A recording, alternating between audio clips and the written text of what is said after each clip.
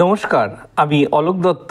Easy learning কম্পিউটারের পক্ষ থেকে আপনাদের সকলকে শুভ নববর্ষ 1432-এর জানাই আন্তরিক প্রীতি, শুভেচ্ছা ও ভালোবাসা।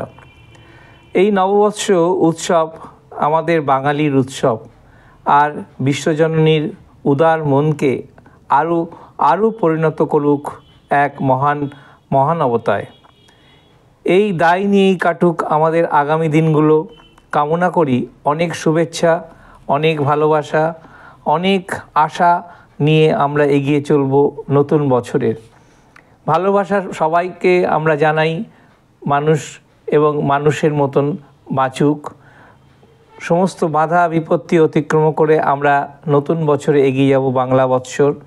তাকে অতিক্রম করে এসো হে বৈশাখ, এসো এসো, এসো হে বৈশাখ, এসো এসো, তাপস নিঃশ্বাস বায়ে মোর মোর সুরে দাও উড়ায়ে, বৎসরের আবর্জনা দূর হয়ে যাক যাক যাক, এসো হে এসো, এসো হে বৈশাখ, এসো এসো।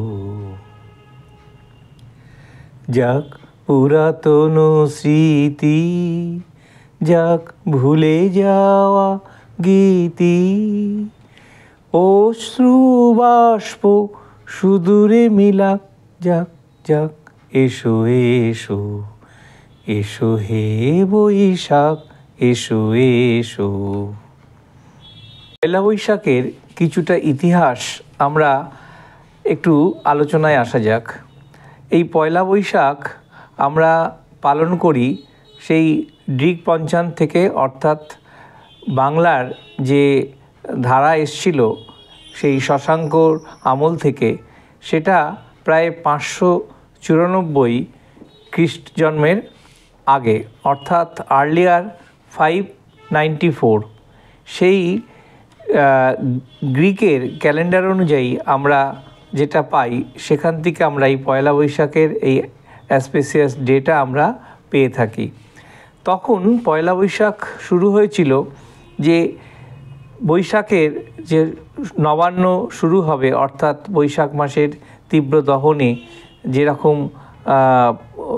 ফসল উৎপন্ন হয় না, তখন মানুষ আশা করে যে এই দহন থেকে মুক্তি পাওয়ার জন্য নতুন বছরের যে আবির্ভাব হয় এবং সেই সময় যে কালবৈশাখী আসে, সেই কালবৈশাখীর এতে আবহে যখন বৃষ্টি নিয়ে আসে, তখন খেতে খেতে ফসল উৎপন্ন হয়।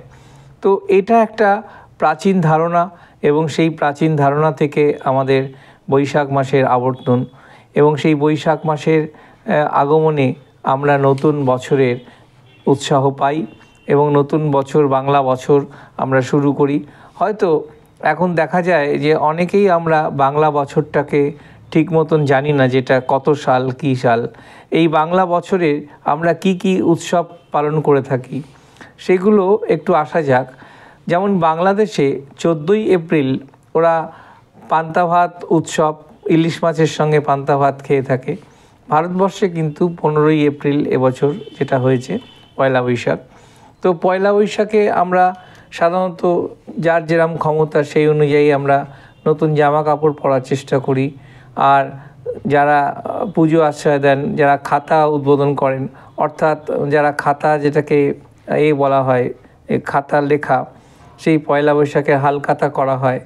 এছাড়াও আছে চৈত্র সংক্রান্তি, জাস্ট পয়লা বৈশাখের আগের দিন, অর্থাৎ চৈত্র সংক্রান্তিতে অনেকে মেলা হয়, বিভিন্ন রকম গাজরের মেলা হয়। তো এছাড়াও আছে অনেক সঙ্গীত আশ্রমই হয়। আমরা ফ্যামিলি নিয়ে অনেক বাইরে ঘুরতে যাই। এবছর যেমন অনেকগুলো ছুটি ছিল।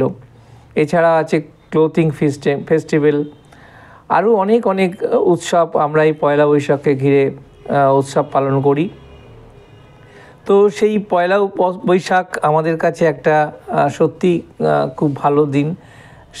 এটাকে নিয়ে আমি আমার ছোট্ট একটা প্রতিবেদন জানালাম। যদি এটা ভালো লাগে তাহলে অবশ্যই লাইক করবেন, শেয়ার করবেন।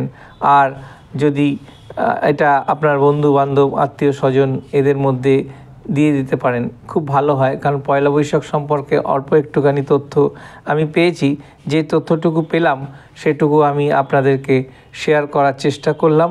এবং পয়লা বৈশাখে সবাই ভালো থাকবেন, সুস্থ থাকবেন এই কামনা করে ঈশ্বরের কাছে প্রার্থনা করি সকলেই ভালো থাকুন, শান্তিতে থাকুন, কোনো রকম কোনো এতে করবেন না যাতে আপনাদের কোনো বিপদ আসে।